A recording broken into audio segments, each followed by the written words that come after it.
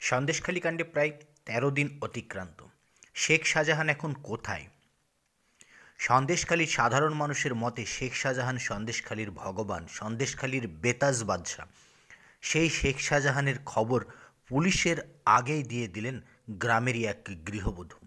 শেখ শাহজাহান রাত বিরেতে আসে, শাসায়, হুমকি দেয় যে তার বিরুদ্ধে কেউ যেন মুখ না খোলে। তেভাগা আন্দোলনের পীঠস্থান সন্দেশখালী। তেভাগার স্মৃতি জড়িয়ে রয়েছে সন্দেশখালীতে। সেই তেভাগা আন্দোলনের স্মৃতি বিজড়িত সন্দেশখালীর বেশিরভাগ জায়গা, জমি, জিরেত জোর করে দখল করে নিয়েছেন শেখ শাহজাহান এবং তার ভাই সিরাজউদ্দিন শেখ। ওই অঞ্চলের অঞ্চল সভাপতি সিরাজউদ্দিন শেখ, শেখ শাহজাহানের ভাই। সম্প্রতি তিনিও এলাকা থেকে গায়েব। এলাকাবাসীদের একাংশের মতে শেখ শাহজাহানকে নাকি মাঝে মধ্যে এলাকায় দেখা যায়। পুলিশের প্রত্যক্ষ মদতেই নাকি শেখ শাহজাহান এলাকায় আসেন, এই দাবিও করেছেন সিপিএমের প্রাক্তন বিধায়ক।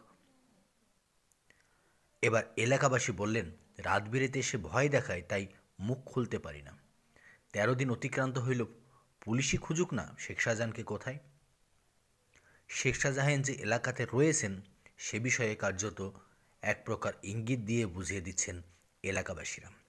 এলাকারই এক গৃহবধূ স্পষ্টই বললেন যে রাত বিরেতে এসে ভয় দেখায়, তাই শেখ শাহজাহান সম্পর্কে এর থেকে বেশি কিছু বলার নেই। তবে ইঙ্গিতে স্পষ্ট যে শেখ শাহজাহান প্রত্যক্ষ মদতেই এলাকাতেই